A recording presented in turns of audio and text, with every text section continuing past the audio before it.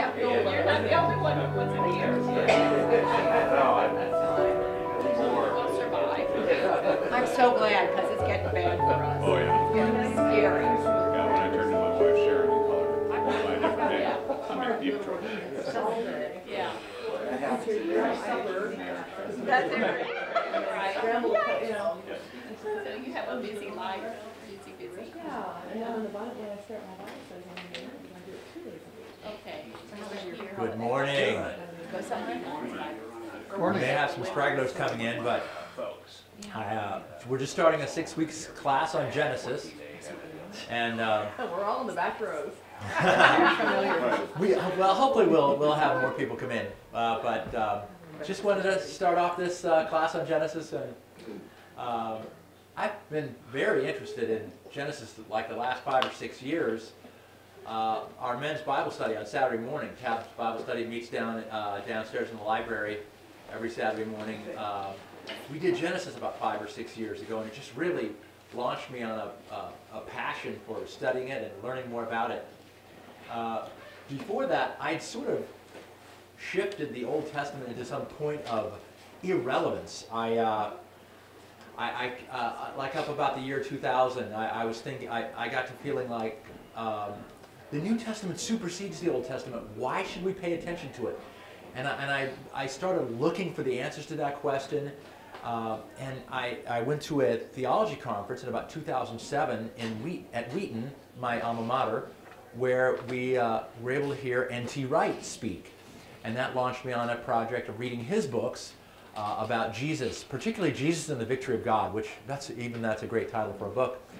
But to see how thoroughly Jewish Jesus was and how he was living out the story of Israel but really God's rescue of Israel. Just a crazy, beautiful story, but it fulfills what begins here in Genesis.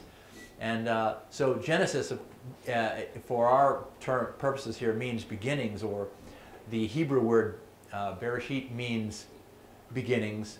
But if it was just the beginning of a chronological sequence, Hebrew has other words for that. The core of the word Reshit means the most significant portion of the whole, the most salient element, the principle or the foundation. So there's a lot more in Genesis than just the start of things, but it gets everything rolling, certainly. So we've got a 6 weeks class laid out here, a couple of weeks on just the first couple of chapters, and then things start rolling faster and faster. And at this point, I was really only ready to commit to about 6 weeks of teaching on Genesis. So we'll stop maybe with an introduction to Abraham, and that may drop off if we don't get there. So I think we'll spend 2 weeks on Genesis 1 and 2 with a little division here. So Genesis 1 actually butts into Genesis 2 a little bit. So we'll go through 1 through 2:4. So, and when you see this, I've just been soaking in this, particularly the first couple of chapters of Genesis for the last few months, trying to see it and understand it and look at it. And for me, it's a fresh look, so I hope it's a fresh look of Genesis for all of you. But this idea where God creates the cosmos, but it turns out when you really look at the text, and I haven't seen this summarized this way in other writers, but my summary of it is that he prepares for us in a way that it provides goodness, blessing, and rest. So we'll see that as we go through it. It's funny how we don't really think much about darkness. But the curtain rises on Genesis on a scene of total darkness. And then it looks like the monitor's off, but this is actually a slide. And I spent some time on this. Yeah, because actually I tried to blank out the whole slide, but I kept finding this blue line, so I had to figure out how to turn off the outlines on the graphic. We just don't think much about darkness. I personally, when I go down to the beach at night, which is not very often, But if I go down to the beach at night and you hear the rolling waves, and I have that little sense of fear listening to the ocean at night. It just seems so big, and the waves feel like they will swallow you up. A friend of mine went to visit Area 51 a couple of years ago out in Nevada. And he said he rented a car out there, and they gave him some really stern warnings. Do not stay out in the desert after dark. Even though you've got a car that has bright headlights, you think you can move, you think you can drive the car, you think you can see the roads, but they're not very well marked or paved. Don't go out in the desert at night. And I'm sure that's true for other areas. Don't go out in the jungle at night.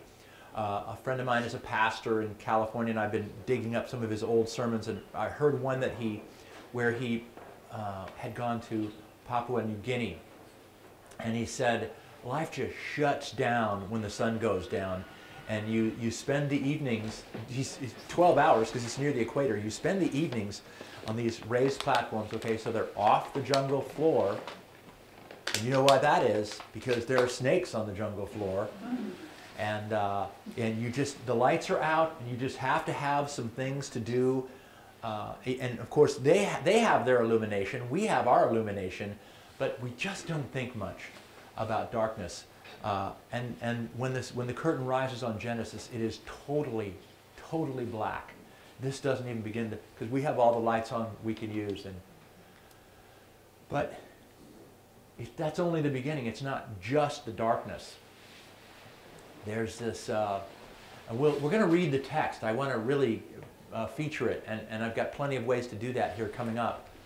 But as the scene opens, it's, well, we always remember it, and we'll see a little difference here. We always remember it. In the beginning, God created the heavens and the earth was without form and void, and the Spirit of God moved over the face of the deep. Well, that form and void is the Hebrew words tohu and wabohu, without, so that formless and void, and the void is really a word that wabohu only appears once else in the New Testament. It just refers to the trackless desert. So what is that saying? I just wanted to think more about sort of beyond darkness. If darkness is scary enough for us, I just wanted to get beyond that for a moment, because I think there's more going on here at the start of Genesis.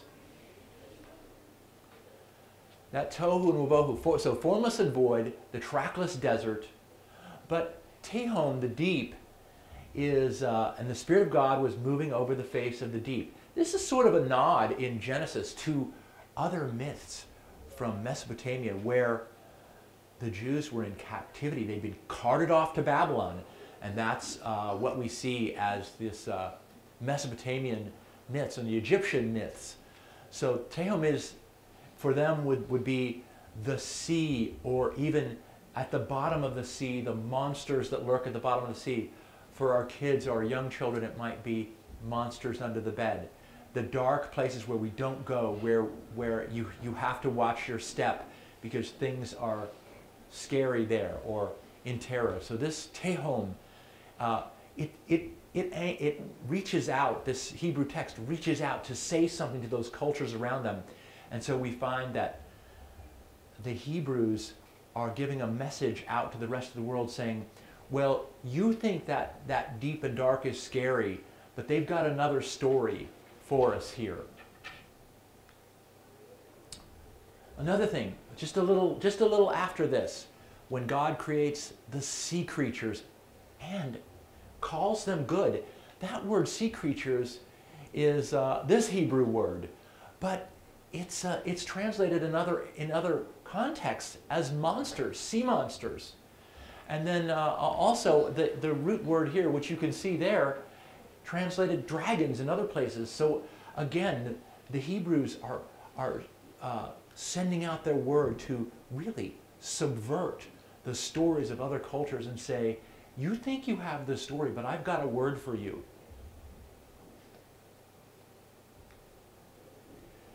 This idea of the trackless desert and the frightening nature of the wild, the wilderness, and the deep is, it really indicates a lack of fruitfulness, a lack of productivity. And we can see those qualities because of what this first chapter of Genesis really talks about. Lack of fruitfulness, lack of productivity. And clearly, it's not a place for us. The deep is not a place for us. The trackless desert, it's not hospitable, not habitable. People need these things. And then, once there's creation of more than one person, and that's an interesting story too, but once there are more than one person, then creation begins to interact with itself. And so this idea of sea creatures already, and different environments already, we're in a much wider world. It goes so quickly, these few paragraphs go so quickly into the whole wide world, and yet they're told with such economy and sketched out so quickly. But then there's this other idea that emerges. There is chaos out there, and the minute you find you're not in control of your environment, or something comes along that's unexpected for you, that's that idea of chaos, which the ancient Hebrews were well acquainted with. They don't use this term directly, but it's there. It's behind these ideas. And then, just as an introduction to the text, we see the Spirit of God over the face of the deep. And then the voice of God. And I was just enchanted with this image where God speaks creation into being. It is so truly said that God calls the world into being because his mode of creating the world is through the spoken word. And this is, I have some points of discussion to talk about the image of God, but certainly our language is one of those areas where we are like God, but so many other areas on that. But just to move along on this and get to the text here. So this is a version of the Hebrew text translated by Robert Alter, a terrific scholar out of Pennsylvania over the last few decades, contributed to the Orthodox Jewish Bible. And if you're going to learn, if you really want to understand the Hebrew text, getting into the Hebrew, I don't really know Hebrew. I got a good, what I consider a good theological education, not a pastor's education at all from Wheaton College, and I learned Greek, but I really stayed away from Hebrew. I was always intimidated by it. So I didn't spend much time on Hebrew, but even the Hebrew is Greek to me. That's just to use that phrase, although I've kept up with my Greek. This translation is really terrific, but you'll notice right away, even what I quoted as that first verse of Genesis is quite different. But if you want to engage with what the text is saying, getting to the Hebrew and seeing what those words mean is like moving from a television in black and white to color. It's that kind of shift. There's so much more to it. And of course, this is a Hebrew scholar, a Jewish scholar. So he doesn't like to do as we do and read in some what we consider earth-shaking theology into it. And so you can see that I did that with breath. I didn't want to disturb Robert Alter's translation, but I didn't want to miss the opportunity to also affirm the New Testament theology right here in the Old Testament. So just to read it here. When God began to create heaven and earth, and the earth then was welter and waste, tohu and wobohu, and darkness was over the face of the deep, and God's Spirit hovering over the waters. And God said, "Let there be light," and there was light. And God saw the light, that it was good. And God divided the light from the darkness. And God called the light day, and the darkness he called night. And it was evening, and it was morning, first day. Very, very nice way of putting these few verses here. So we see that there are these aspects. Well, there's chaos, of course, and it's really dominant until we get God's speech. So that's the transforming element here, the Word of God. The New Testament brings this term into the Old. So in the Gospel of John, the very first verses of the Gospel of John says that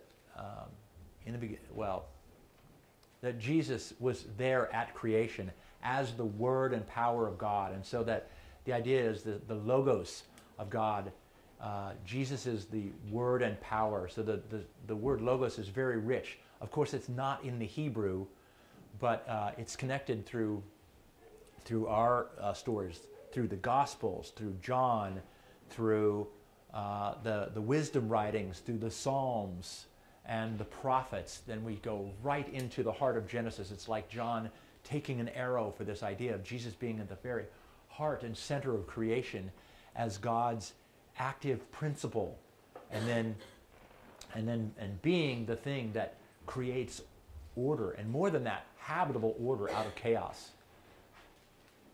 So here, God and Spirit plus Word and power, and this prepares habitable space for us. Okay, so we just finished those couple of words about light, and we'll read a little bit more. And God said, "Let there be a vault in the midst of the waters, and let it divide water from water. And God made the vault, and it divided the water beneath the vault from the water above the vault. And so it was. And God called the vault heavens, and it was evening and morning, second day. And God said, let the waters under the heavens be gathered in one place, so that the dry land will appear. And so it was. And God called the dry land earth, and the gathering of waters he called seas. And God saw that it was good. And God said, let the earth grow grass, plants yielding seed of each kind, and trees bearing fruit of each kind, that has seed within it. So that seed bearing fruit, bearing seed, bearing fruit. It's not just a habitable place, but a sustainable place.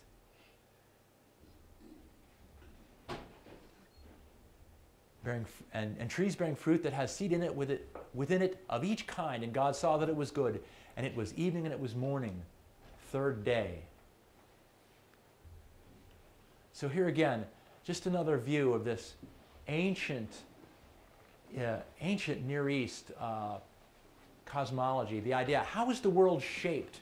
Why would we ever think, back up to this one for a minute, why would we ever think, what is behind this idea that the waters above and the waters below, and God put a firmament in the midst of the waters? The Hebrew word for that, separated, is like cutting, like maybe you would cut a fabric or something really thick, or a leather hide. So that kind of separating, but then putting something substantial into it. This idea of light and separation strikes me before we get even to the creation of the sun and moon, which we'll see a little bit more about here. Before we get there, it's like the Hebrew authors have envisioned that light itself is not just a product of the sun. And we've harnessed light in many ways through electricity, but it's almost alluding to the invention of physics. So this idea of separation, why does mass cling to itself in one area or another? Or the universe is clumpy. We find ourselves on planets, well, in a solar system, very, very clumpy. So this idea, this very gentle introduction to the cosmos by the Hebrews has the ideas to it that it's the center of, there's a place, and God collects things in there, collecting, separating, naming, calling out. So the earth collects in here, and we find the great deep below. We'll read more about that in the flood story. So the waters of the great deep were opened. Why would we think that there are waters above the earth and waters below? Of course, the most obvious one, rain comes down from above. So then we'd say, oh, waters above the firmament. I get that. The ancient people would have noticed that. But why? why would the waters be below? But if you drill a well and water comes up from below, then you'd get the idea that there were waters beneath the earth. So from a very ancient mindset, or people thinking about the most basic things, the idea of moving from darkness to light is earth-shaking. And it's the most obvious thing you would mention. So that idea of darkness and then let there be light, the realization of primitive peoples, that their lives are determined by the availability of light in their world. It's just the most basic things that once you realize it, oh, very primitive people. Their lives are defined by day and night. And then in the flood too later, Genesis 8, there's another phrase where God commits to not flooding the world again or not destroying the world again. For as long as day and night remain, and seed time and harvest, I will not bring waters again to flood the earth. So this is God's promise, but recognizing the text of these ancient peoples, that these first verses of Genesis are really talking about the dawn of time, the measuring of time through days and seasons and years. And then, of course, the invention of physics too. And then we get to the creation of the sun and moon. Let's just read it, and I've got a couple more slides to talk about that. And God said, let there be lights in the vault of the heavens to divide the day from the night. And they shall be signs for the fixed times and for days and years. And they shall be lights in the vault of the heavens to light up the earth. And so it was. And God made the two great lights, the great light for dominion of day and the small light for dominion of night, and the stars. And God placed them in the vault of the heavens to light up the earth and to have dominion over day and night, and to divide the light from the darkness. And God saw that it was good, and it was evening, and it was morning, the fourth day. Love this image by Michelangelo here. This is the G-rated image. So we got the sun and the moon. And I just couldn't resist here. This is the less than G-rated or more than G-rated image. What? It's funny. Why does Michelangelo do this? Okay, we see the sun and the moon, the God creating the sun and the moon with the heavenly host at his side, but because we think, well, maybe this is the moon. No, it is a kind of moon.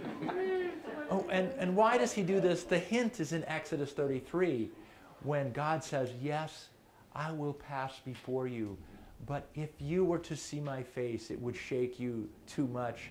I will allow you to see my hindmost parts and the soles of my feet. So look at what Michelangelo has shown us there. This small detail, but of course, it went into depict creation. It's like we're very fortunate to see the face of the creating God there, and that's lucky. But this is all we deserve to see. But why is it? Why do we call the light light? This is a question asked by John Walton, a text scholar at my alma mater, Wheaton. Very strong research over the last few decades, and has been teaching about this, writing books and teaching about this subject. And this was the question that broke the light of day onto the subject for him. Why not call the light light? And that is because day, he called the light day because it was clearly about the development or the dawn of time and periods of time. So God called the light day because it was the beginning of our ability to measure time. And then, the question is here, I maybe should have obscured it, but it's a little late to be talking about the sun and the moon on day 4. Again, this is clearly a demotion and a word from the Hebrews to the Egyptians to say, and to the Mesopotamians to say, well, you may think your God is in charge, you're large and in charge, your God of the sun and the moon are really in charge of things, but there is a God behind those things. And this awareness in the early part of Genesis, long before our understanding of light and the speed of light and how important those things are. Well, E is equal to mc squared. Energy is a mass times the speed of light squared. So even that establishes the idea of relativity for us. So we are created in a certain place, but the sun and the moon aren't the most determining factors in the universe. Maybe the laws of physics are, and so I think they have perceived, or they had hints or hunches or intuition of that very thing in demoting the sun and the moon to a subsidiary position, not gods themselves, not even to be worshipped, but as part of the created order. So that's the insight of these Hebrew scholars, peculiar and perceptive insight that all things in creation are subordinate to the relationship between the Creator and the creation. This God has spoken the world into being, called it into being, the call of God. And He has valued the world positively for Himself. And yet, there is a strange reluctance on the part of the creatures in creation to resist God's will. And clearly, that part of the story dominates the text, but we do see hints of affirmation of obedience and cooperation with the divine will even through these first few chapters of Genesis. And God said, let the waters swarm with the swarm of living creatures, and let fowl fly over the earth across the vault of the heavens. And God created the great sea monsters and every living creature that crawls, which the water had swarmed forth of each kind, and the winged fowl of each kind. And God saw that it was good. We can see this Hebrew form of poetry. It's doublets and repeating phrases. You say the same thing in different way. We tend to trip over it. We're so used to the idea of poetry as being based on rhyme and meter. This is strange to our ears. And even though I say that the text speaks with deftly and with great economy, it goes to great lengths to talk about swarming, and that idea of repetition is embedded in the Hebrew. It's not, they don't say it just once, they say it twice. And isn't it beautiful for us, fortunate for us, that this form of poetry is one that can survive translation, where our poems, or what we call poetry, would break if we didn't get the English words for rhyme and meter. And again, this idea of the Hebrew language, and in our outline, the flood and the tower, is the idea that the Hebrews were writing in about 700 BC down to 500 BC. These texts came together then. Of course, they were relying on much older texts, which through some of their persecutions, where in their little area of the world, Israel and Palestine, they were washed over first by the Egyptians and the Babylonians and the Mesopotamians and the Philistines and the Hittites, for one nation after another, washing over this one little part of the world, a field of such struggle. Why would these people ever think that the world was a good and positive place? It's counterintuitive. This is a word that they have received as revelation. So the job of the sea creatures is to swarm and to teem. Be fruitful and multiply, and fill the water in the seas, and let the fowl multiply in the earth. And it was evening, and it was morning, 5th day. And God said, let the earth bring forth living creatures of each kind, cattle and crawling things, and wild beasts of each kind. And so it was. And God made wild beasts of each kind, and cattle of every kind, and crawling things on the ground of each kind. And God saw that it was good. Couldn't find any great Michelangelo images for that.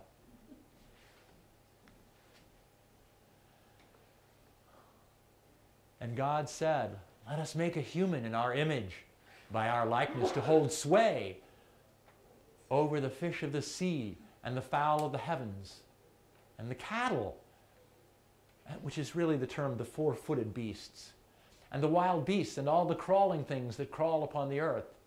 And God created the human in his image. In the image of God, he created him. Male and female, he created them.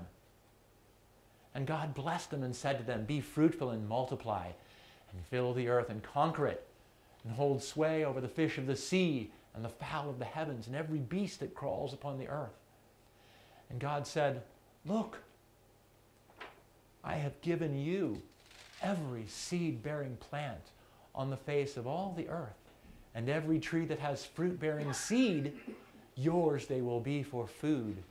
And to all the beasts of the earth, and to all the fowl of the heavens, and to all that crawls upon the earth, which has the breath of life within it, and the green plants for food.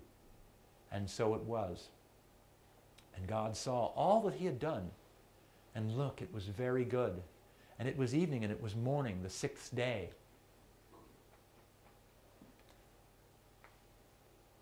Can you imagine this speech that has created, that has taken the dark and overcome it with light, and has created habitable order in the midst of chaos, suddenly turns to the humans and says this.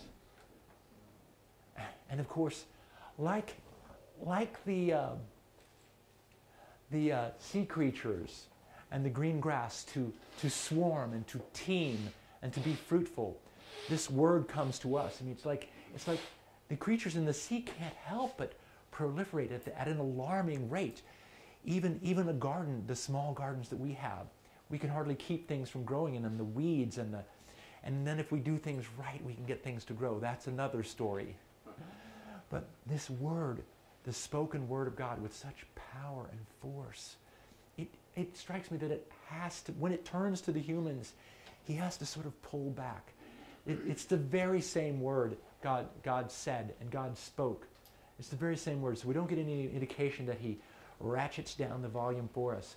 But to think of that kind of power that creates momentum and inertia to make us who we are.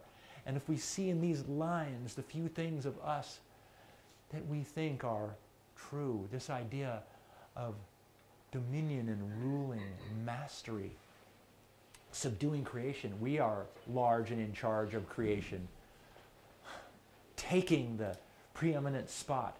Clearly the story is leading somewhere. It's a sequence of creative acts. Now this is into Genesis 2, verses 1 through 4.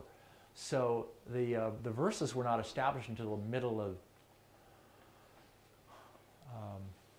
medieval ages, like 700 or 800 A.D. So there's nothing. Well, I would say it's probably canonical, but I think we can ignore that for our purposes of organizing things.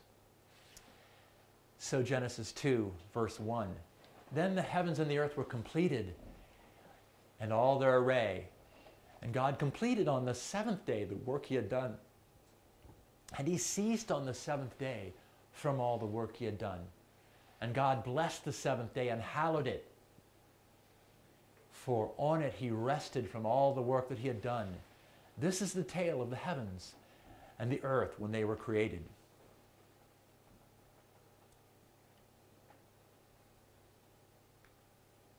So this is not to read.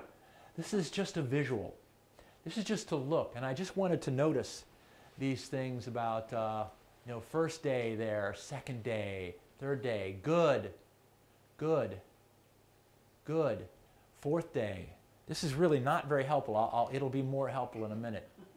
Again, fifth day, good, blessing, goodness, blessing, and rest. It was after reading the text so many times, I suddenly had this idea that text is all about goodness, blessing, and rest. And you would not think that if you had lived in that part of the world, washed over first from one direction and then another, and every conceivable tiny change and variation of vector, seriously washed over by every one. Okay, now to just kind of compress it down a little bit. This is just another look.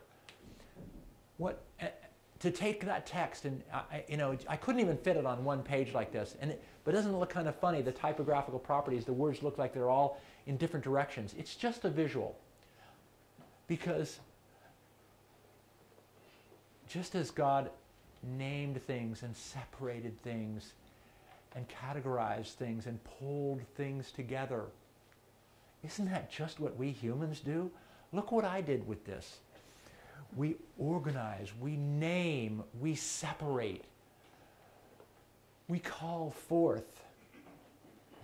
So I put together a chart which has nothing of the power of the text, but just some organizational ways to look through it and talk through it. So I've got some of these back there, and I have a few color copies too, and I think the color is so instructive to just give us the idea of this sense of the days and what God is doing, and what's going on, and what's the condition, and how he treats it and views things. So, light, day and night, time, the vault of the heavens, the gathered waters in the sea, let the dry land appear. I was talking with a friend just this week who said, just this one idea of noticing, if California is getting a lot of rain, then that means it's not getting to Colorado, and their skiing won't be as good in Colorado this year, which is the idea that the weather rolls in from the oceans, the moisture comes in from the sea and evaporates, and the rain comes down from the heavens. So the ancient Hebrews surely knew about the patterns of atmosphere and weather, and certainly they noticed its impact on the fruitfulness and productivity of their gardens, farms, and fields. So the gathered waters, let the dry land appear. Look at this funny thing here on the fourth day. Okay, on the third day, we've got the little blue line, the thin blue line, the gathered waters in the sea. God creates on 6 days, and I've got another arrangement of this on another slide so we can look at it a completely different way, so I don't have to say everything here. But the division between inorganic and organic life on the third day. And on the 6th day, we see the division between animal life and human life, which suggests an order of magnitude difference between the two of them. We know the difference between inorganic matter and organic matter, this matter that teems and grows, and you just can hardly control it. You look at a garden. I look at our tiny little garden, 5 little raised garden beds that we built a few years ago, and you look at it and think, boy, that can get out of hand really fast, particularly if we fertilize it. And because we fertilize it because we want certain things to grow, but then other things we had no idea were going to grow are going to be there. The difference between inorganic matter and organic matter. And then on the 6th day, 2 spoken words on the 6th day. The living things, but then the humans. And we see made in God's image and likeness. God says, let us. This is the royal we. And some academic scholars, commentators use the idea of the royal court or the heavenly host. Let us create man in our... And there's a whole science and a whole body of literature on all that stuff. The heavenly host. But we are made in God's image and likeness, male and female, to rule and to be fruitful, to multiply, to fill the earth and subdue it. And it's like, well, are we not going to multiply? Are we not going to be busy and energetic? God is so energetic in this passage. Look around, that's who we are. The idea to be fruitful and multiply, humans are like that. They will not stop that stuff. And have dominion over, wow. Have dominion over. That's what we do in every area of life. And if we see, once we see God doing all the things that he's done and how we are like him and we start doing all those things that God does, well, we're fulfilling that divine mandate. All that he created. So good, good, good, good, good, good, good. And then very good. It's more than just the exclamation mark at the end of the sentence. It's an affirmation. And the seventh day, he ceased creating and rested. There's so much more going on in this phrase of what happens on the seventh day. 6 days of active creation, and then stops creating. The ancient world was all about worshiping gods of every kind. And temple inauguration ceremonies were always 7-day events. And on the last day of the creation of a temple, the image of the god would be placed in the temple. And then the temple would be fit and ready for the god himself to dwell in that temple. So this story of Genesis is echoing the story of the creation of a temple, a cosmic temple, much bigger than the garden, and much bigger than, of course, even Israel. But why wouldn't the Garden of Eden be earth?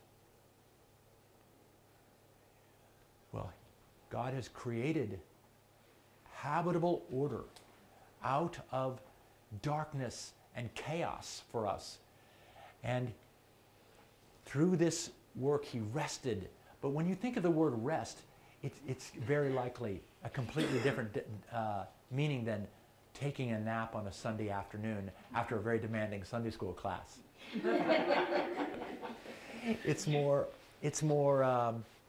the authority of God rests in his temple, or the authority of the king rests in the signet, and they, the wax, and they put that down there, the mark of the ruler. So the mantle of authority rests on the king's shoulder. So that's more the kind of rest we're talking about. All of it, all of this, preparation for the humans. So any sequence of events, you have to ask yourself, any controlled sequence of events, you have to ask yourself, where is it going? Right down there. But the image of God is in the temple, and it is supposed to control what happens, not just for the temple, but also for the community around the temple, for the people that worship that God in the temple, to make the community feel the impact of that temple, of that God, the influence of that God. Another way of looking at it, look what's happened. What we have is space for on days 1, 2, and 3, and then populated by. So this idea of this, there's a sort of a functional nature. It's creating all aspects of something, both the room for it and the actual rulers of it.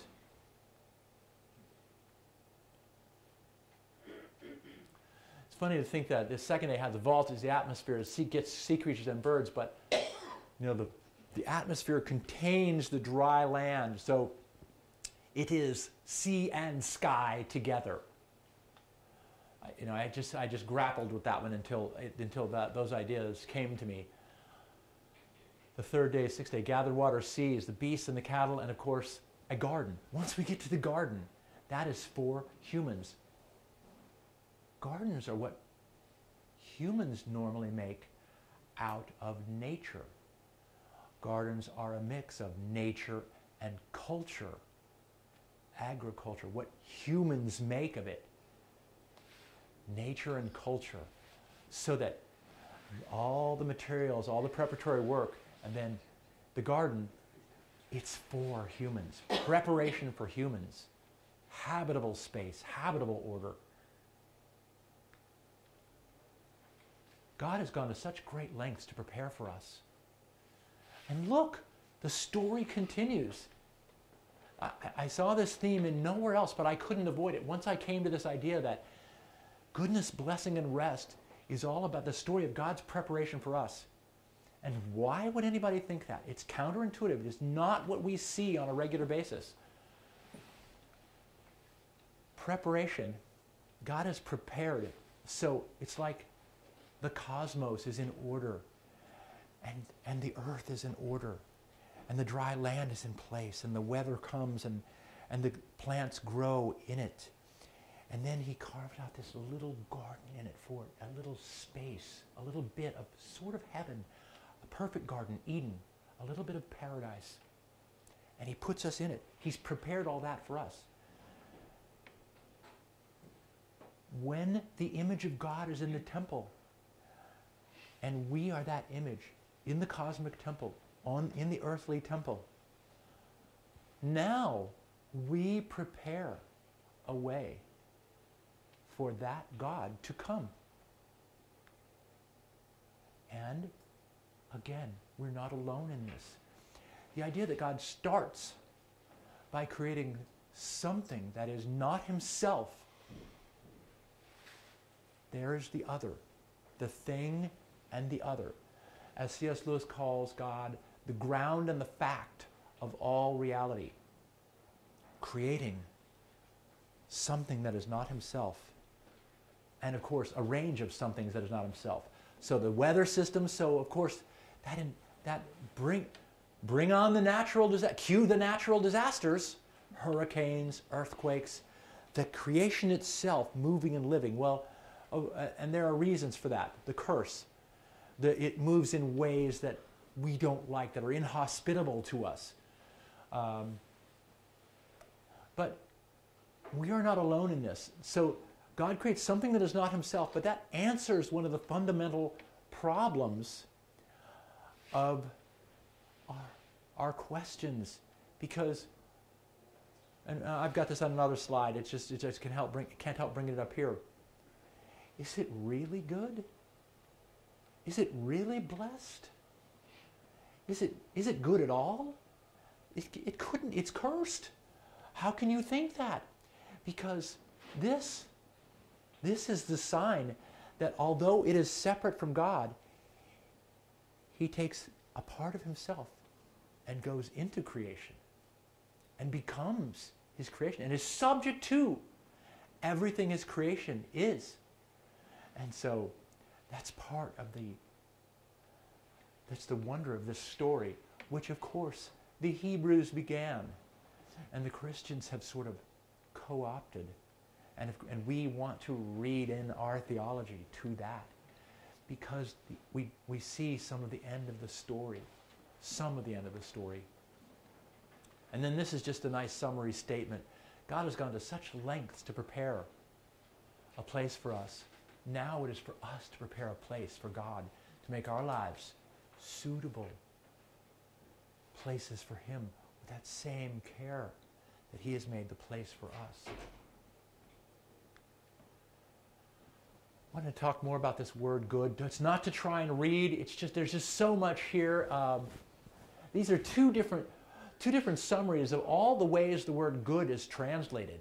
It's to this Hebrew text of Genesis 1 is such an affirmation. I'm going to come back to this in just a second. A striking affirmation and assertion. It's just absolutely a crazy strong affirmation and assertion. It's almost lunacy that these people would think that. That's what people will say to them. But of course, we have hints of that obedience and cooperation with God's purposes. Only hints of that. But goodness, is it really good? What do you mean by good? It's not just good as in, oh, good. It's good as in an aesthetic good and a moral good. Good in the widest sense, used both as a noun, an adjective, as an adverb. Beautiful, best, lovely. And even the guys get in on it every now and then at the end a little bit. Handsome, maybe a little. And then this idea is, of course, C.S. Lewis, one of my favorite authors. It gets in this cycle of truth, beauty, and goodness. But he also adds this idea of being. Truth is good and beautiful.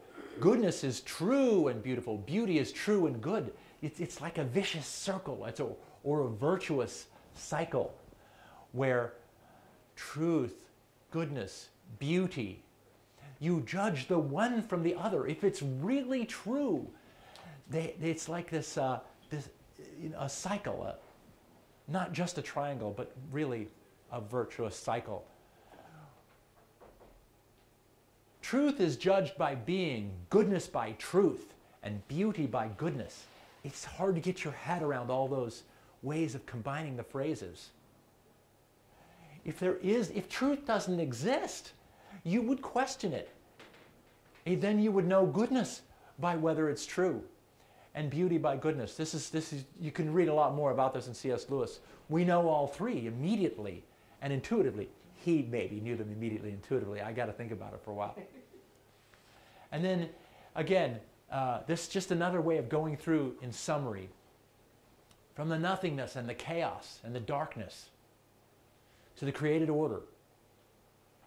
Humans, the image of God in creation. Look, remember now the Ten Commandments? Thou shalt have no other gods before me, and no graven image or likenesses. Commands 2 and 3. Why is that? They got their image. I got your image right here. I got your image of creation right here. Rule it and subdue it. Master it. That's why.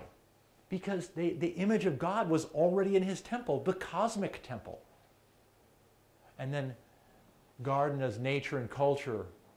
And also gardens were famous for being, the best gardens were the king's gardens. We have our gardens, but, well, the garden would be like a zoo for us, or botanical gardens. The really good ones take a lot of money and power to have the space and get it set up right for a real display of the variety and interesting features of creation. And then this is where God rests and dwells, which is what's so much importance leading up to the idea of tabernacle and temple. Because once Adam and Eve are escorted from the garden, then they have no hope of life. Their source of life was their relationship with God, which was almost unmediated in the garden state. So now the idea that they look forward to the tabernacle and then a more permanent fixed place in the temple. Maybe the tabernacle has some virtues because it was at least portable. Okay, we all have to go to Jerusalem when there's only the temple. But it's these ideas. And the key summary from the chapter, God is the main actor, creating a place of goodness, blessing, and rest.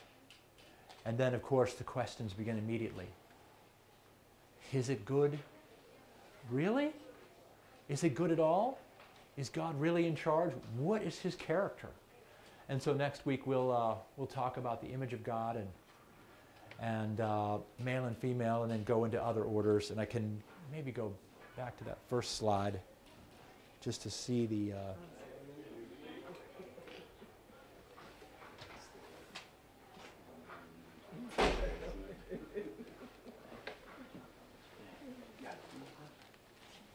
She's coming at 11. Yeah. So any thoughts or questions? I know I dominated the conversation here. Suzanne? Well, that one, the main one there was Robert Alter's translation. It's just this one guy's translation of Genesis, but he was the lead scholar for the Orthodox Jewish Bible. So great text integrity there.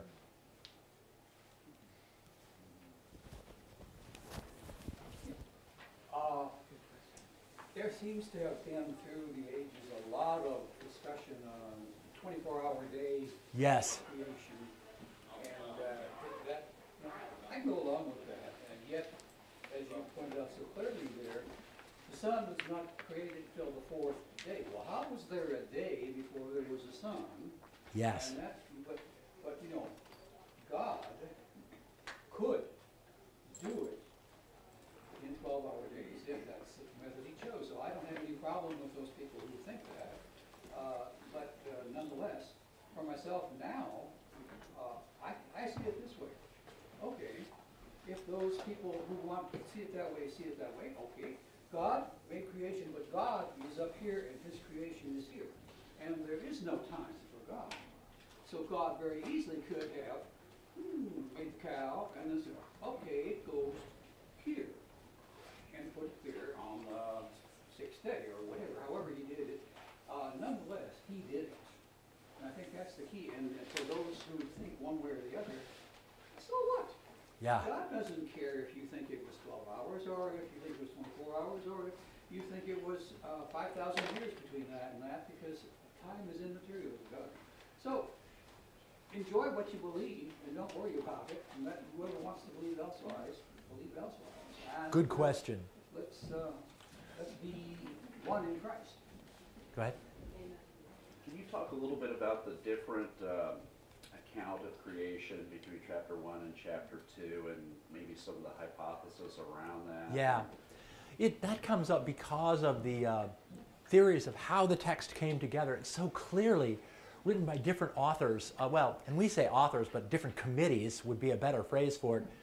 Different factions may be a better one. So the different sources would be the priestly source, the scribes, the accountants versus the artists, or the religious authorities. Those would be other. So various different sources coming together. J, E, D, and P. The different are the letters for different names of the source. And so the Hebrew text as we have it now shrewdly holds together those competing voices.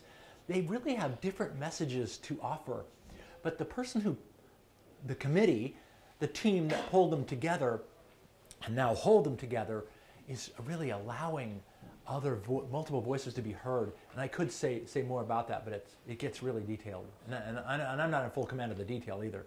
Got a couple more questions. Rob? I, like a lot of people, spent a lot of time trying to reconcile the Genesis story with scientific Big Bang thing. And I've come to realize that we as storytelling beings have, in the Big Bang and in the stuff you'll hear on Nova and Cosmos and things, created yet another version of the creation story. Yes. And that there's really no reason, need, or benefit from trying to reconcile. This is the story of creation in the book of Genesis that we know where we sit in God's cosmos. Yes. And that's what we need to know about. Yes. We don't need to reconcile that with physics. Our place in the cosmos. Yeah. That's yet a different story. Well, yes. We don't. You said we don't need to reconcile our place in there, and of course we will. I'm not really well suited to go through the controversy or to say how evolution. I can't bring myself to swallow evolution. Just can't. But it's. I just don't think the Jewish text makes the claim of being history, history, which a lot of people would challenge. A lot of conservatives would challenge. But it's not a mere listing of events that pretends to be impartial, which would be a strict history. Do you want to say something, Linda? Okay, I thought you were. Yeah, actually, did you run across the translation for the word day? Yes. And it means that 1 24-hour day in the 7 days. Just in the first two chapters, the word day, yom, has 4 senses. So the very first one would be, in the beginning and God said, let there be light, and he called the light day. That's 12 hours. So that's not a 24-hour day. Of course, the summary statement for the day is, and there was evening and there was morning, which covers the day and the night, and that's that's what we would call a 24-hour day. Which, roughly speaking, 24-hour day.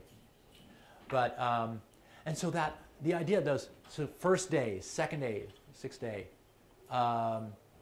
those really are ordinal numbers, and so they really try and contain that activity on days.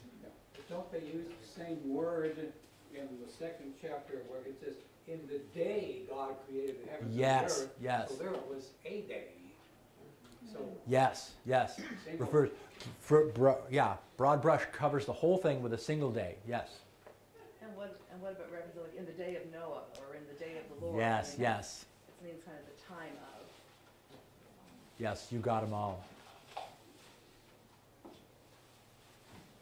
I find myself thinking about the fact that this is how God introduced himself. Yes, And actually, I mean, he could have, but he didn't, could have introduced himself in other ways, I mean, to us.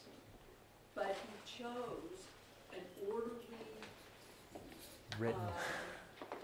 creative way to introduce himself and to establish his rule and reign and authority. And I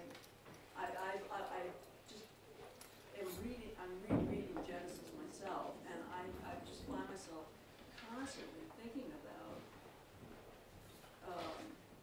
this as how I should regard him. I mean, regard this as an introduction to him, as my first meeting, and what that means. I mean, the fact that he is the creator, he is The Lord of all. All creation is to be is defined by its relation to the Creator. exactly. Yes. Go ahead. Yeah, I always struggled with the Near East religions, Mesopotamia, and the similarities, Yeah. and is this just a version in the Hebrew? But there are some uniquenesses, the nodding that you indicated. Yes. Monotheistic versus pluralistic, the day and night separation that really give me more faith now that I've Yeah, appreciate it's a that. real assertion. These people are saying, you think you know what's going on and you've got the story, but here's the word. Here's the word we have received. Revelation.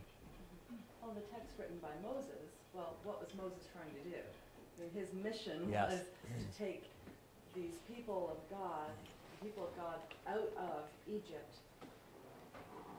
through a desert experience. They didn't know how long it was going to be at that point, into the promised land. Yeah. And so his job was to educate them and to teach them, to introduce them to this, the real God, not Ra, the God of the, the Yeah. sun god of Yes. the Egyptians. But he also had to couch it in terms that they would get. Given that they've been Right, exposed to all right. this Egyptian culture, we don't know exactly what they knew and how protected or isolated they may have been in terms of their worship and their spiritual life. But he had a real job on his hands, and I guess he recorded it in a way that God showed him, number one. Yes. And number two, that would be instructive for them. Yeah, we talk more about this next week too, but the whole That's language. what the text was written for, the original text. Yes, yes, exactly. Yes, thank you. Okay, we got so many people going. I'll just bless it. Lord, thank you for the folks who were interested in listening. And I just thank you for the way you gave us your word. Give us ears to hear this word. For it's in your Son's name we pray. Amen. Got a couple more color copies of this if you want that, which I think are nice. I do have a question. The Lewis quote that community goodness. That was me. Oh, the quote. Oh, you know what? I didn't catch it because I saw it in a summary by Peter Kreeft, Kreeft. Peter Kreeft did a summary, kind of collected some of his comments on goodness, beauty, and truth. It's not a Lewis quote. It's really It is a Lewis quote. It is a Lewis quote. Yes. I thought it was because I've It's seen two it of them. before, and I'm trying to find it. It's two of those quotes. Well, I'll just Google it. Yeah, I did Google it, and I didn't find the source, but it was clearly quoted by Kreeft, and I didn't have time to go through all the Lewis stuff to find it. All right. Because I've only got part of his stuff in Kindle where it's more easily searchable. When you look at it, like you say, So I've just so treasured Brueggemann. 2034? Oh, C.S. Lewis's stuff, that's right, yeah, oh gosh, yeah. I'm gonna turn off this camera here. And then on the sixth day, that same distinction of order of magnitude between the inorganic matter and the organic matter is the same magnitude difference between the beast of the field and the humans. That's That's what's going on here, the most complex thing around. And the humans are to have dominion. Seventh day is rest. I got one more.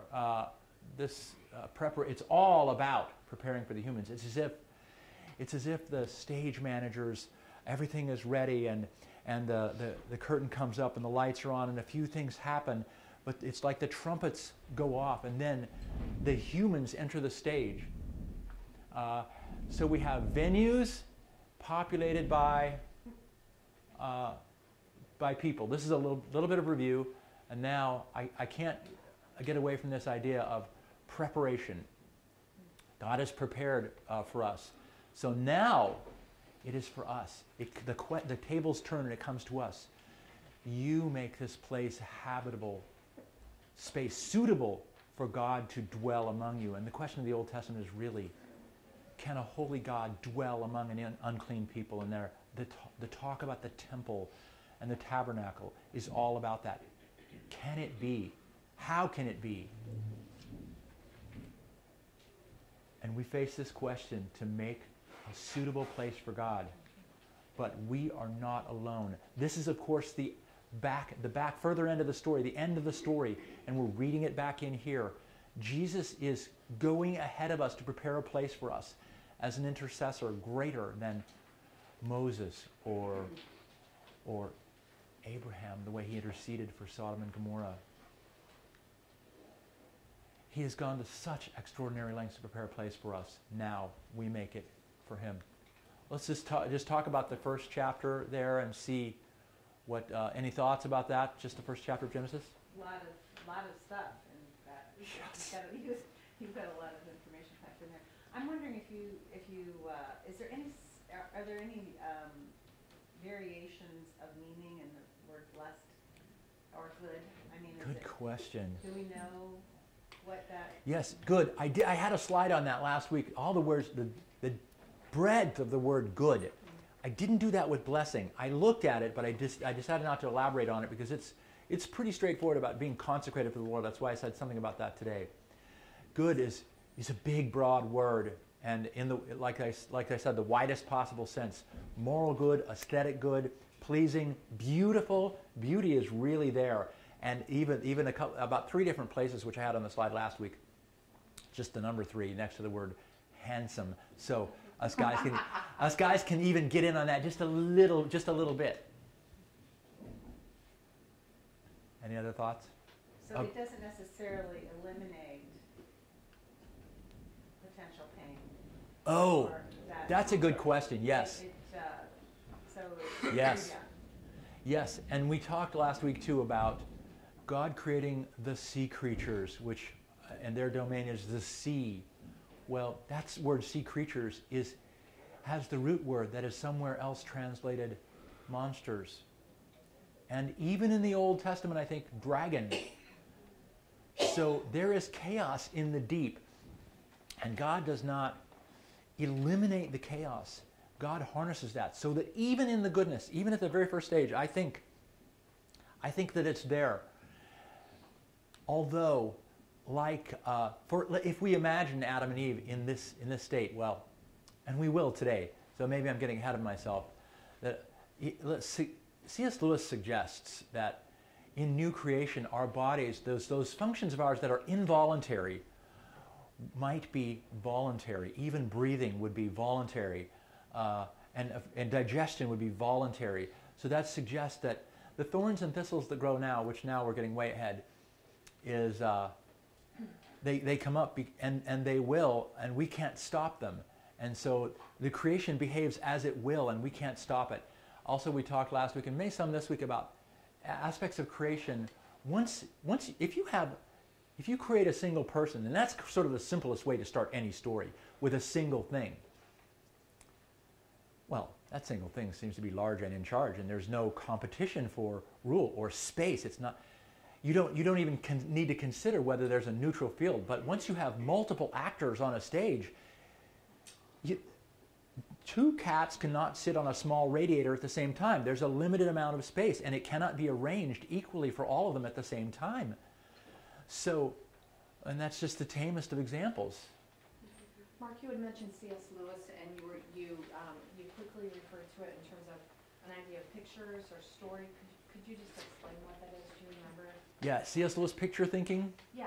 Can you just say what that is? Yeah, I think he brought it up in the context of red herrings, and I wish Dan Hamilton were here, another C.S. Lewis lover, or maybe. There you are. There you go. I didn't see it back there. Yeah, it's picture thinking. He talks about red herrings in that one, and it sends us off in another direction. But as we think about things, we have images in our mind, and it's like, well, the phrase he uses in Mere Christianity is, we tend to think of God as a shimmering mass of gray tapioca pudding. So it's picture thinking.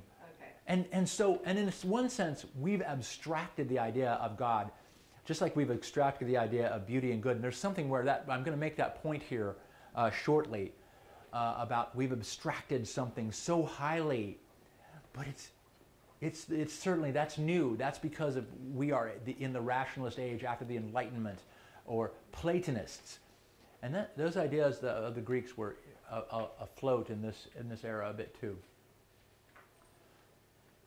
I just wanted to make a comment that's so cool. Well, at least I think it's cool. You know, have you ever bought like a Japanese product and started reading the instructions, and you kind of go, hey, the guy who wrote these instructions obviously doesn't speak English as a first language. And I feel like a lot of us have all been trained to kind of go to Genesis 1 and read it kind of like that Japanese manual. And we're looking at it like through this like scientific method that we forgot that we got the scientific method from Greco-Roman stuff. And then we are so, the Middle Eastern mind was brilliant, but not Greco-Roman. And we've been lost by centuries of how we approach the world. And the Middle Eastern mind just didn't bother with all the things that got us cluttered. But even with all that, every scientist who looks, you can talk about the cosmos, you can talk about astronomy, you can talk about tectonic plates, you can talk about the Earth-magnetic field, on and on and on. Like, it's amazing.